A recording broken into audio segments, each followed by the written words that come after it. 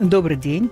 У студии «Актуальные микрофоны» журналисты Дмитрий Рубашный и я, Алена Давидович. Ну, а наш сегодняшний эксперт – директор інфармацыйна-аналітычнага цэнтра трансферу тэхналогій Беларускага дзяржаўнага тэхналагічнага універсітэта, кандыдат эканамічных навук Віталь Крыштаносаў. И рада витать вас, Виталий Брониславович. Витаю. Во Дворце независимости продолжается заседание Высшего Евразийского экономического совета. Всего в повестке дня саммита около 1,5 десятка вопросов. Лидеры стран государств ЕС обсуждают стратегические направления развития евразийской экономической интеграции и пути активизации взаимодействия в разных сферах сотрудничества. Среди приоритетов ЕАЭС и во время председательства нашей страны в ЕАЭС называется активизация взаимодействия в области цифровой трансформации, внедрение цифровых технологий и искусственного интеллекта в разных отраслях. Эти вопросы также обсуждались и во время деловой программы 4-го Евразийского экономического форума на площадках Белэкспо и во время пленарной сессии с участием руководителей стран, членов ЕС. В частности, глава нашего государства подчеркнул необходимость создания единой цифровой платформы для бизнеса, проакцентировал внимание на цифровом суверенитете, ну и также другие лидеры поднимали вопросы этого же плана. Что достигнуто и что еще предстоит сделать? Виталий Брониславович, вот почему цифровой повестке дня такое внимание уделяется и в рамках ЕАЭС, но и в мире? Спасибо за хороший вопрос. Цифровая повестка на сегодняшний день будет предопределять, фактически закладывается основы для развития будущей экономики на ближайшие 50 лет. Те страны, которые смогут создать эффективную систему продвижения цифровизации, которые смогут эффективно перевести на цифровые рельсы промышленность, сельское хозяйство, сферу услуг, сферу государственного управления, финансовую систему, получат серьезное конкурентное преимущество в ближайшее время в развитии в рамках мировой экономики, повышая свою конкурентоспособность. Те страны, которые не успеют это сделать вовремя, которые не смогут найти резервы для проведения данной политики, они станут аутсайдерами в мировой экономике. Они будут сдвинуты на более, вернее, правильно сказать, они будут вынуждены привыкать к более низким доходам населения, к деградации экономической системы, инфраструктуры и всему подобное. Потому что именно цифровизация экономики позволяет странам увеличивать так называемую добавленную стоимость в производстве товаров и услуг, делать их более дешевыми и более качественными. Те, кто не смогут это сделать, просто потеряют рынки и фактически окажутся на обочине мировой экономики, мировой политики и так далее. Поэтому это так актуально. Цифровые технологии, искусственный интеллект внедряется уже, присутствует в различных отраслях экономики. И вот в деловой программе 4-го Евразийского экономического форума, даже на отдельных сессиях, в панельных дискуссиях, как раз вот буквально, можно сказать, везде это звучало. Я знаю, что вы, Виталий Брониславович, принимали участие в некоторых сессиях. Вот расскажите, пожалуйста, именно вот как на эту тему говорили, что достигнуто и что еще надо достигнуть, хотя бы в рамках ЕАЭС. Все участники, я не видел других мнений, были согласны с тем, что это является на сегодняшний день стратегической целью внедрения цифровых технологий. Это радует. Никому не приходилось доказывать, что это необходимо, и в этом направлении необходимо ускоряться. С одной стороны. С другой стороны, были озвучены ряд проблем, которые на сегодняшний день препятствуют синергии, агрегации ресурсов различных государств, выделении каких-то приоритетов в развитии.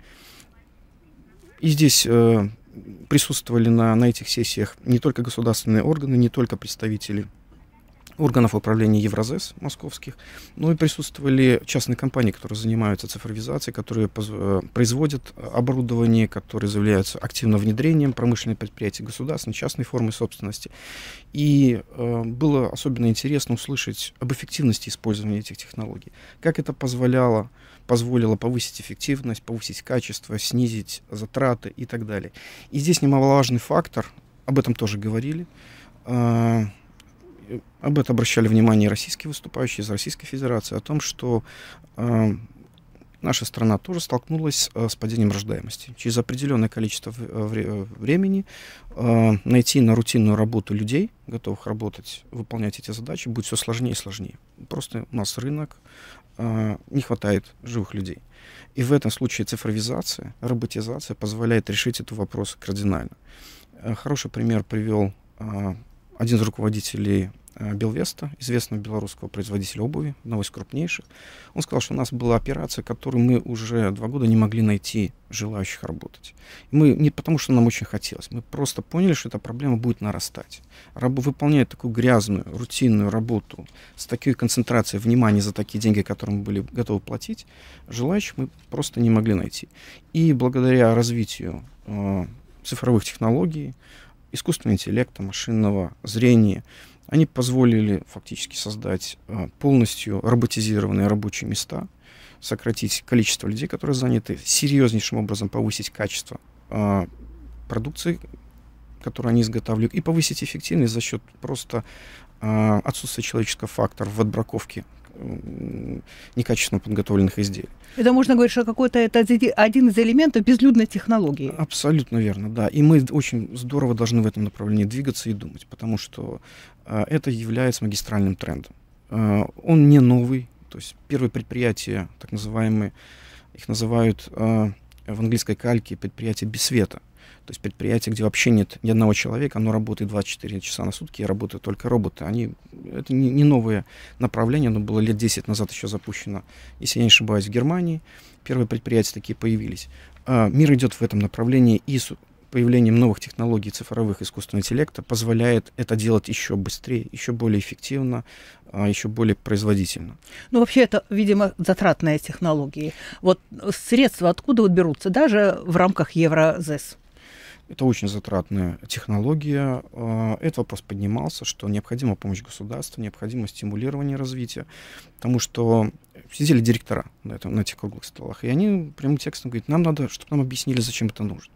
То есть нам должен кто-то прийти и объяснить, вот мы готовы оцифровать и роботизировать вот этот технологический процесс, а вот это вам роботизировать и оцифровывать не стоит, потому что затраты, они не окупятся повышением эффективности. Все можно повысить эффективность, но вопрос соотношения тех средств, которые необходимо инвестировать для того, чтобы это оцифровать, и тот экономический эффект, который будет получен. Вот здесь везде нужна разумный подход, разумная середина. То есть там, где это имеет смысл экономически целесообразно, в первую очередь это необходимо делать. Там, где это будет, предприятие это увидит на цифрах просто. Виталий Брониславович, вот когда мы говорим о сотрудничестве в рамках Евразес, мы прежде всего говорим это снятие барьеров в торговле, в общем-то, логистику улучшить и так далее и тому подобное. Вот вы же были на вот этих вот секциях, круглых столах. Вот, например, пример такой. Цифровая трансформация в таможенной сфере. Вот как можно тут охарактеризовать? Что вот мы уже достигли? Что еще надо сделать?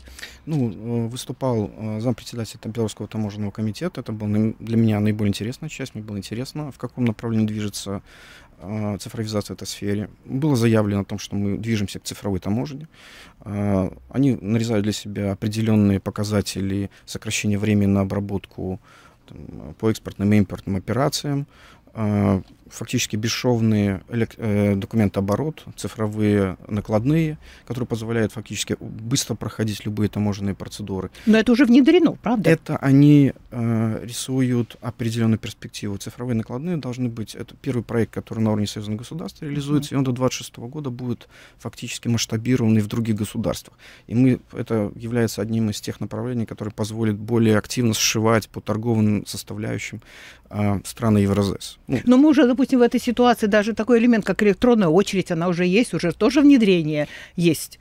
Да, электронная очередь это очень просто, а вот цифровые накладные это уже гораздо более высокий уровень цифровизации, который необходима другая просто инфраструктура для того, чтобы это было сделано законодательно, было урегулировано и оборудовано соответствующим и инфраструктурой, и пункты пропуска, и необходимы специальные так называемые датчики пломбированные системы, которые фактически отслеживают движение товаров для того, чтобы не допустить какие-то эффекты мошенничества, ухода от уплаты налогов, декларирования и так далее. То есть система должна быть прозрачной, это основное требование, она должна быть надежной, прослеживаемой, и вот цифровые технологии позволяют этого добиться.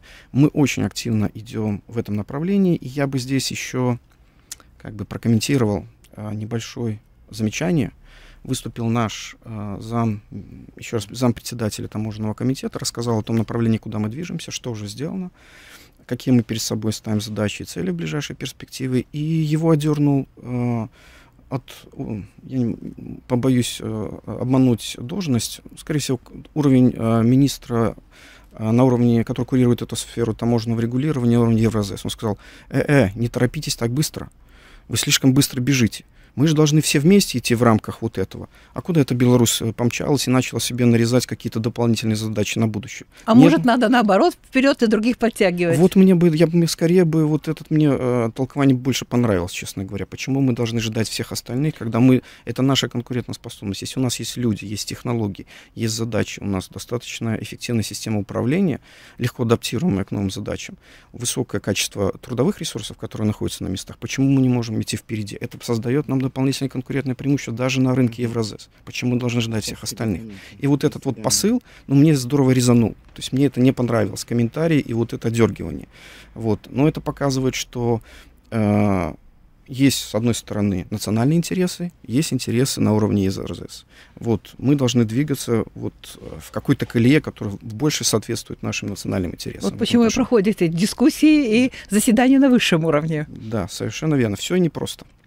Ну вот опять-таки, если говорить о внедрении, цифровых технологий в разных отраслях, даже возьмем АПК, мы там говорим о качестве продукции, правильно? Тут, видимо, тоже идет разговор о том, что внедряются цифровые технологии, современные системы, качество проверить, в общем-то, сделать какие-то пометки, уже штрих-коды на готовом продукте, уже тоже эти элементы есть. Насколько они уже в полном объеме имеются именно на просторах реализации вопросов в сфере АПК?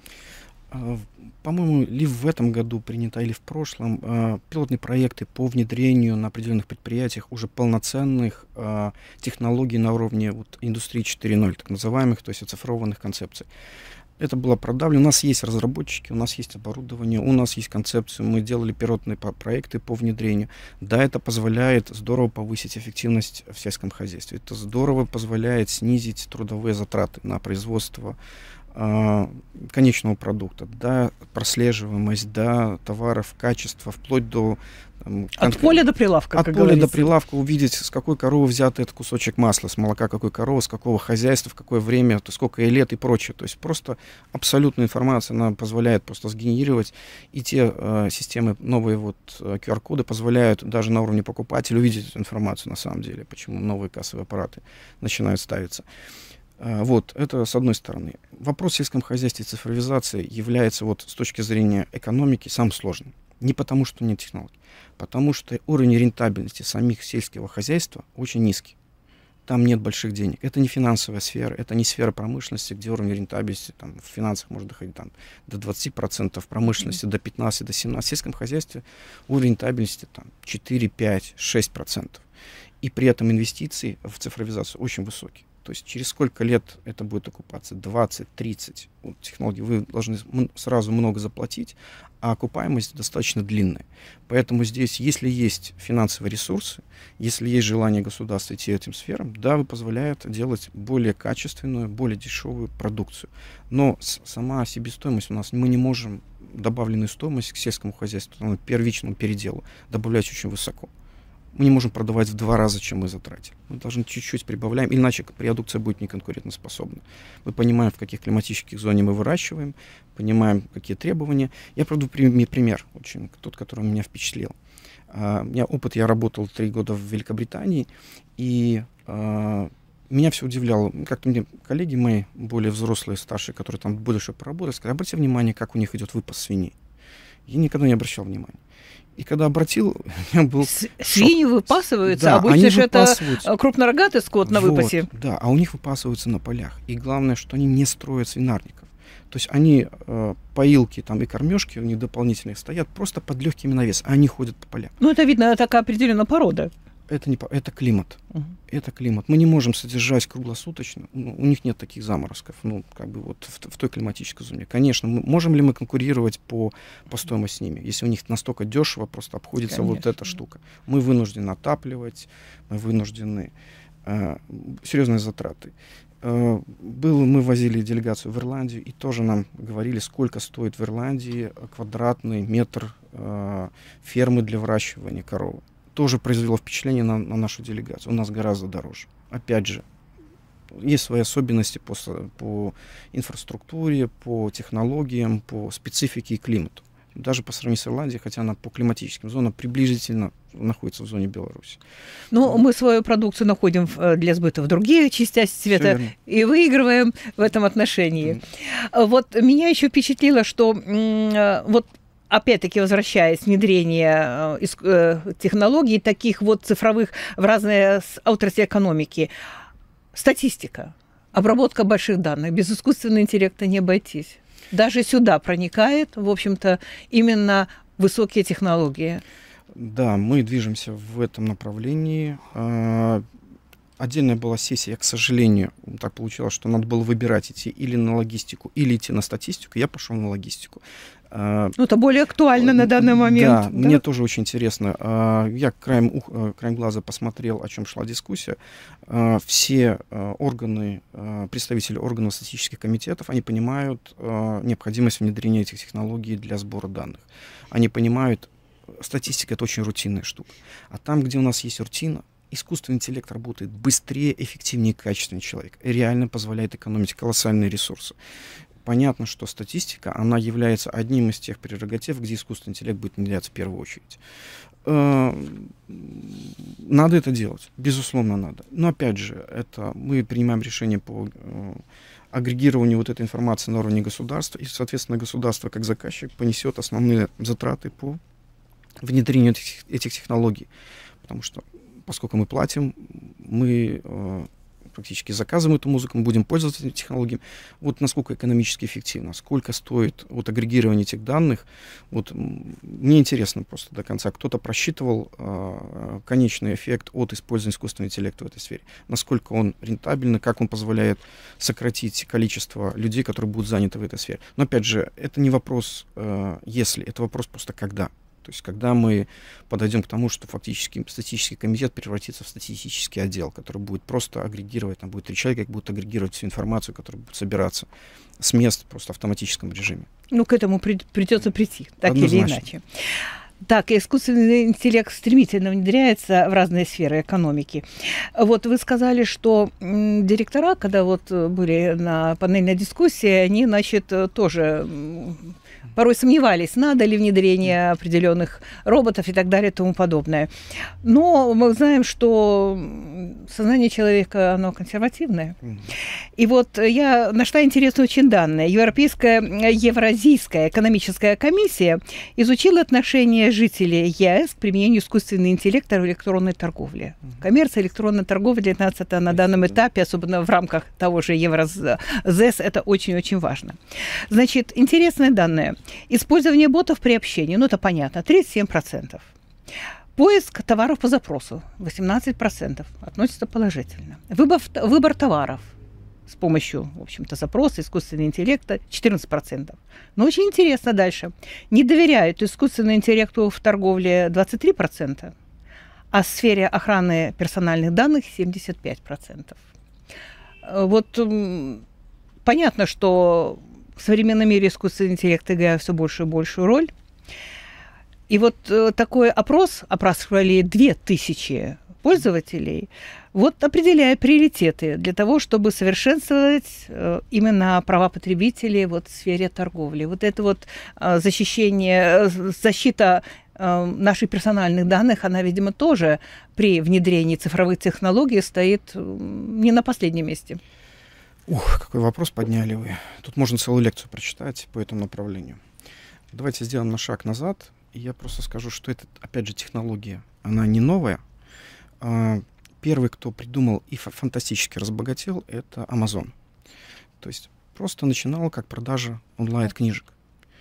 Они вышли к 10-м годам на тот уровень, что внедрение искусственного интеллекта, который они не позиционировали как искусственный интеллект, просто алгоритмы, позволял на тот момент, когда вы входили на сайт Амазона, уже знать ваш возраст, ваш пол, приблизительный состав семьи, что вы последний раз покупали в интернете, ваши интересы, ваши хобби, где вы живете, предпочтения.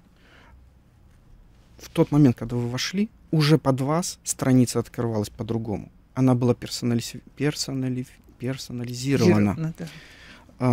Если ваша соседка в тот же момент входила, вы видели 2 разные страницы Амазона. Вам предложения сразу шли, с учетом того, откуда вы пришли, кто вы являетесь. Вам сразу начинали предлагать. И когда вопросы контролирующих органов возникли к Амазону, Amazon сказал, что никакой информации они делиться не будут, как работает их алгоритм, потому что это является их ключевой фишкой, их коммерческой тайной, ноу-хау, который позволяет им быть крупнейшей в мире просто маркетплейсом.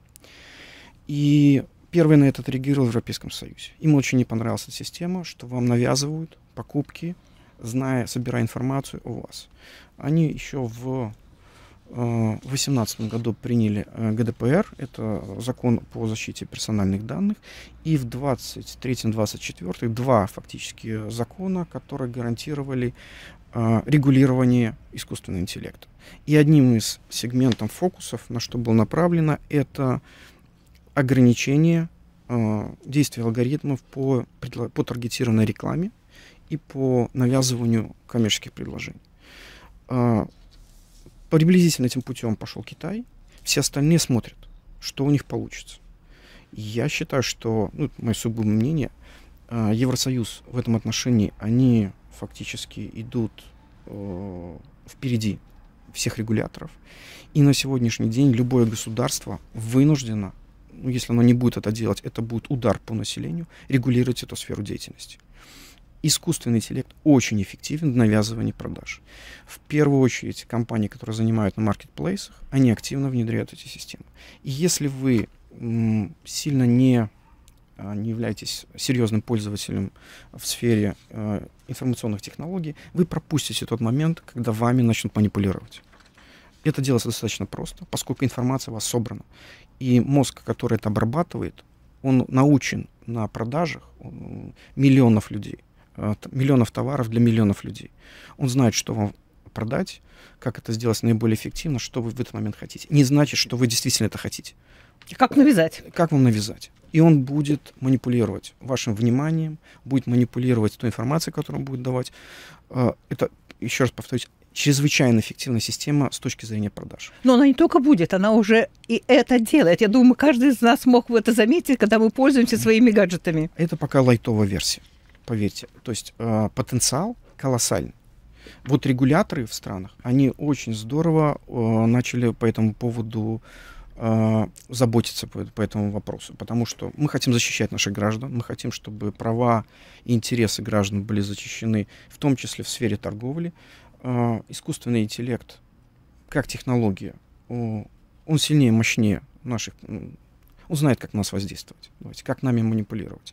Поэтому государственные ограничения должны быть внедрены в эту сферу. И здесь очень интересен и очень полезен в этом отношении опыт Европейского Союза. Им надо пользоваться, его надо, над этим надо думать и готовить. И я знаю, что в Беларуси в этом году уже создана рабочая группа по разработке законодательства. В 2026 году у нас только должен появиться закон об искусственном интеллекте. Мы начнем двигаться в этом направлении. Одним из поинтов является в том числе и создание регулятора в сфере искусственного интеллекта. Это правильно. Но если мы будем для каждой технологии выделять регулятора, мы в конце концов столкнемся, что у нас будет 100 тысяч регуляторов на каждую технологию. Нам все-таки надо все это сводить в одну сферу, кто будет заниматься у нас цифровизацией, кто будет регулировать все это потому что искусственный интеллект, он тоже работает в связке с другими цифровыми технологиями. Ну, то есть их невозможно разделить. Они все так или иначе работают, как синергетический эффект дают.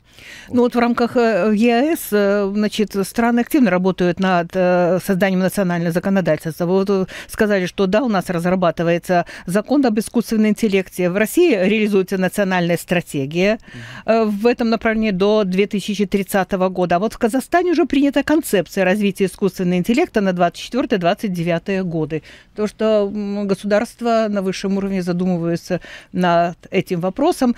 А вот на полях 4-го Евразийского экономического форума я услышала такую фразу, что надо сейчас, задача стоит, обучать искусственный интеллект так, чтобы он не начинал формировать картели, чтобы искусственный интеллект все-таки смог бы нас заменять в антимонопольных органах, но не, в общем-то, так сказать, опять-таки не манипулировал, как вот вы рассказывали, Amazon.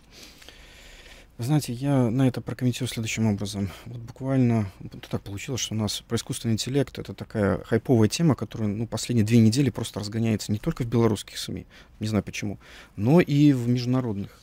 Я на прошлой неделе случайно... видимо, потому что чувствую, что искусственный интеллект приносит как плюсы, так и минусы. Да, вы знаете, я посмотрел очень интересное интервью, всем рекомендую, с Джеффри Хинтоном. Это Нобелевский лауреат по физике, который не является физиком, получил в 1924 году Нобелевскую премию за разработку нейросетей. Он один из пап или мам искусственного интеллекта. И с ним было интервью 2 года назад, и вот свежее, буквально там 3-4 дня назад появилось на YouTube, на русском языке. Что сказал Джеффри...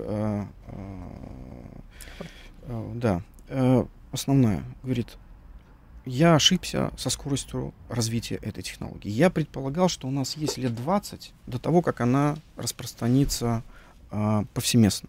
Сегодня я могу сказать, это не так. Все намного быстрее. Это может случиться через 5 лет, может случиться через 7 лет. Он говорит, он хорошую аналогию привел, и мне она понравилась. Он сказал, вот вы знаете, вы дома заводите тигренка. Вы уверены, что вы с ним справитесь? Вот искусственный интеллект сегодня — это тигренок, который мы завели дома. Он будет расти. Интересное сравнение. Очень. И мне оно понравилось, да. Вот как долго вы сможете контролировать того момента, пока тигренок не станет хозяином в вашем доме, и вы будете бояться, что он вас сожрет в какой-то момент. Его сегодняшние прогнозы, у нас не более 7 лет до того, как искусственный интеллект войдет в органы государственного управления, он станет системой, и он будет манипулировать людьми, которые принимают решения. На полях форума, нет, не на полях форума, это было у нас буквально на прошлой неделе состоялась ТИБА выставка, где также искусственный интеллект активно обсуждался, и там система, ERP-система 1С. Они сказали, мы уже внедряем искусственный интеллект в ERP-систему, то есть системы принятия управленческих решений. Да. Что это значит? Что такое искусственный интеллект на предприятии, на уровне управленческих решений? Он может подбрасывать и манипулировать решением генерального директора. Это не простой алгоритм, это уже алгоритм, который самообучающийся. Он может фактически выдавать как рекомендуемое решение руководителю предприятия, искусственно подбирая одну информацию и не показывая вторую. У вас нет всей картины. Вам сразу предлагается готовое решение, исходя из той информации, которой он обладает. Здесь мы, вы знаете, входим очень быстро в зону, когда, да, решение, конечно, за человеком. Но он будет считать, что он абсолютно принял объективное решение на основании объективных данных, которым подсказал искусственный интеллект. Это тем может более, быть что порой мы ленимся где-то поднапрячься. Это надо думать, сопоставлять, согласовывать, совещаться. А когда тебе простое решение, вот я уже подумал за тебя, вот смотри, надо сделать так. Ну почему нельзя сделать так, как предлагает искусственный интеллект? А риски? Ну, они просто глобально, колоссальные. Мы выходим на уровень управления. Если это стратегическое предприятие, если это предприятие критической инфраструктуры, если это решение может вывести из строя, и оно появится цепная реакция, вы можете целую отрасль экономики положить просто за счет какого-то принятия неправильного управленческого решения, если оно будет нести стратегический характер. Вы не отследите того момента, когда это произойдет. Мы очень здорово подходим к этой точке. Поэтому... Ну вот можно обуздать вот этого тигренка еще до этапа его взросления? Государство. Вот мы сегодня почему-то ставим, что на 26 году должны принять закон по искусственному интеллекту. И это поздно. Я повторюсь, это план, 26-й год. У нас план по цифровой безопасности, чтобы не соврать, был, по-моему, на 22-й год. По факту мы приняли 24-й. Если бы у нас все планы не реализовывались, подойдем ли мы к 26-му году с этим решением? Не будет ли это немного поздновато, когда фактически уже основная часть системы уже будет внедрены те технологии, которые нам не понравятся? В этом вопрос. Но на высоком уровне поднимается этот вопрос. В общем-то, я думаю, что надо как-то нам успеть. Надо успеть. Надо успеть обязательно. Мало того, что успеть, надо еще подготовить кадры для того, чтобы работать с этим тигренком в разных отраслях. И, в общем-то, на бытовой сфере тоже, потому что у нас есть и умный дом, который может тоже и заклинить ключик, и может, в общем-то, включить не вовремя воду или еще там что-нибудь. Вот как в этом плане, чтобы даже на уровне пользователя обыкновенного, как обучить, чтобы люди все-таки знали, как доверять, не доверять тому же искусственному интеллекту, но и уже кадры, которые будут работать на уровне принятия решений, но и даже, так сказать, на среднем звене. Очень хороший вопрос. Я бы разбил на два. Нам, безусловно, нужно готовить кадры в области искусства, даже не то, что в области информационных технологий. Везде это проблема, во всех странах мира. Это считаются талантливые специалисты, которые могут работать в этой сфере, потому что это определенный склад ума, достаточно много усидчивости, времени, затрат на то, чтобы в эту сферу. Не каждый гуманитарий сможет осилить. То есть это должен быть технический склад ума, чтобы в этой сфере поработать. Ну, иногда их называют яйцеголовыми, да? Ну да, в английском называют talented, то есть талантливые люди. Если у вас talented, это имеется IT-специалисты, talented. Второй вопрос, он просто разбивается вилкой. Это второе, это надо повышать цифровую грамотность населения, которое не является специалистом в этой сфере. Передовым пользователям. Да, и это серьезная проблема. Над этим очень плотно работают. Я тоже делал аналитический отчет по цифровой грамотности. Все страны в это впряглись. Уже готовы национальные программы по повышению цифровой грамотности населения. Людей среднего возраста, профессионалов, госслужащих, пенсионеров, молодежи. Разные программы. Там отдельный блок госслужащих, потому что они будут в этом работать, может генерироваться самый большой процент риска для государства. Потом их надо обучать очень серьезному подходу, как работать с информацией в области цифровыми технологиями. И я здесь приведу статистику. Если не понимаю, одна из европейских организаций в 2019 году в Беларуси делала исследование о цифровой грамотности белорусского населения. Опять же, повторюсь, это 2019 год, я видел этот отчет. Там были очень простые критерии. Низкий, высокий, средний уровень цифровой грамотности.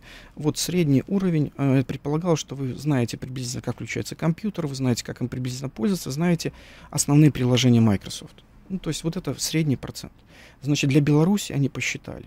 Этот средний процент, средний уровень цифровой грамотности составлял на уровне 23-24%.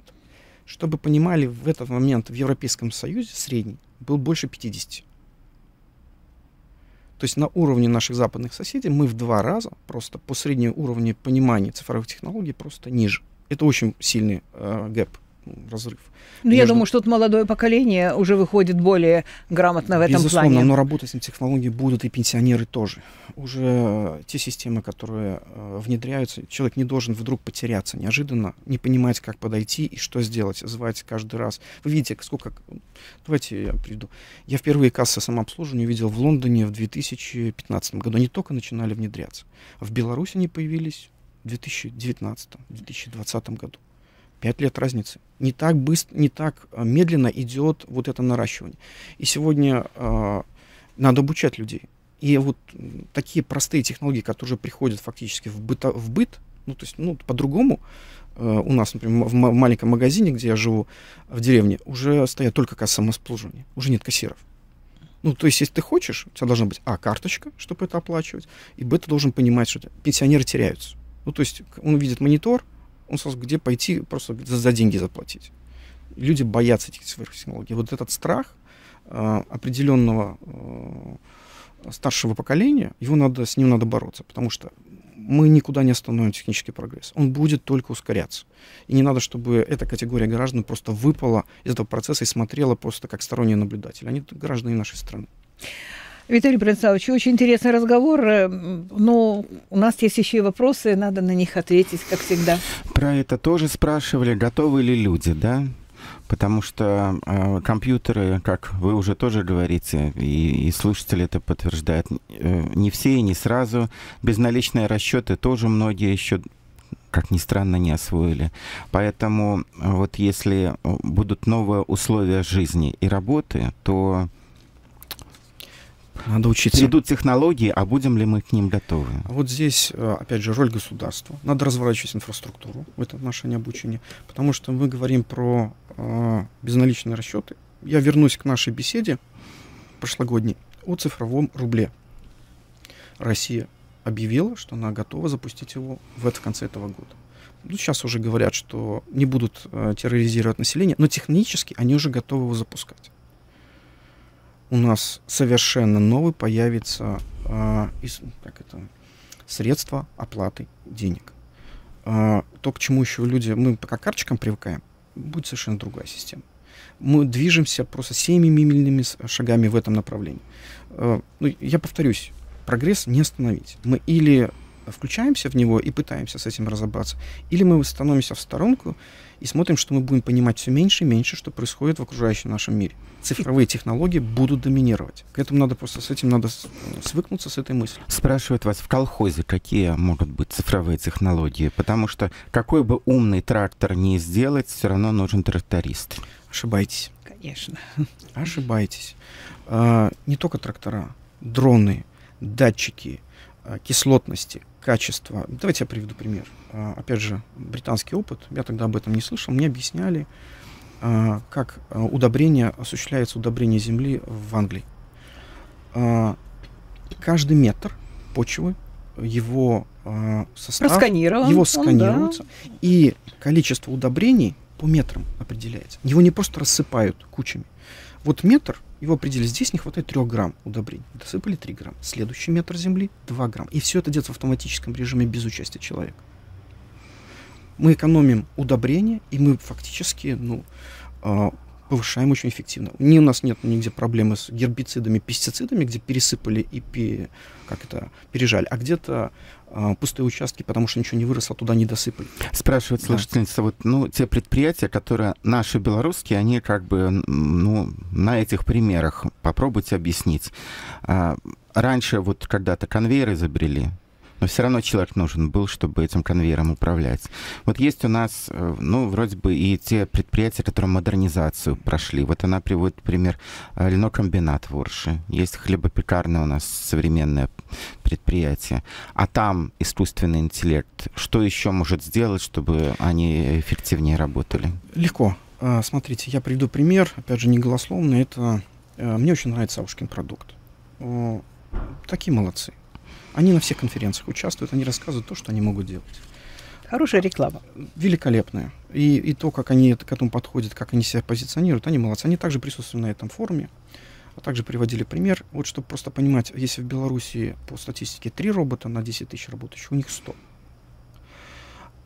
И он очень хороший приводил пример. Вот этот руководитель, который занимается IT-разработкой, говорил, мы сейчас строим новый склад. Чтобы вы понимали, у нас такое количество разнообразия номенклатуры.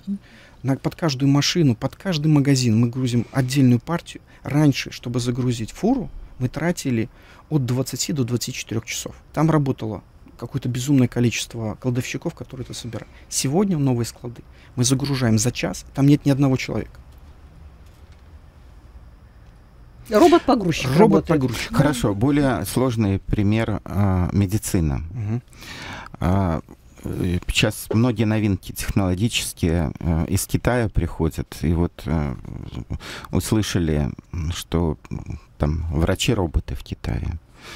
Но как они выглядят, эти врачи, тоже спрашивают, что они могут, доверять им, не доверять, и когда это к нам придет.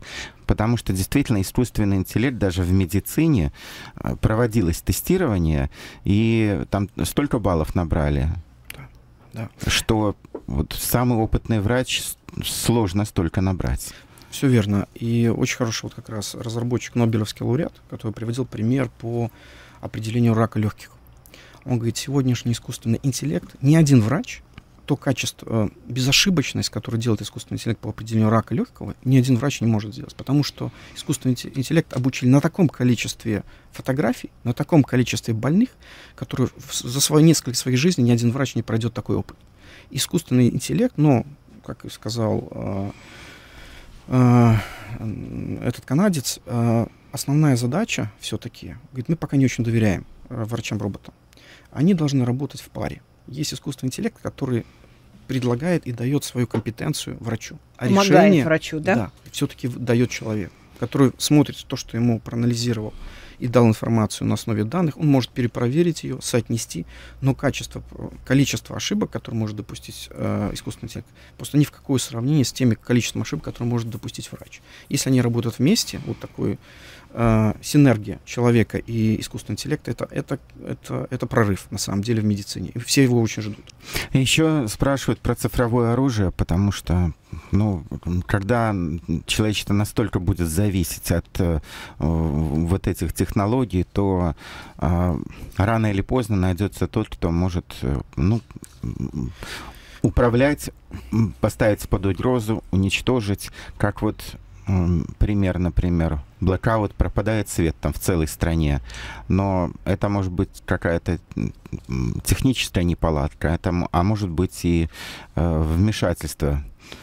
Давайте я чуть даже глубже, опять же, сошлюсь на Нобелевского лауреата. Я люблю на чужое мнение ссылаться.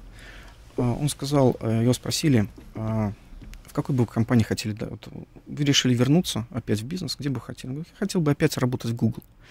Он говорит, Google уже сильно изменился за эти годы. Да, говорит, и больше всего, что мне в этом не нравится, что Google очень плотно стал работать с Пентагоном. Все разработки в области искусственного интеллекта теперь напрямую транслируются в то оружие, те дроны, которые сегодня производятся на военных заводах. Мы не говорим о будущем, мы говорим уже о сегодняшнем дне.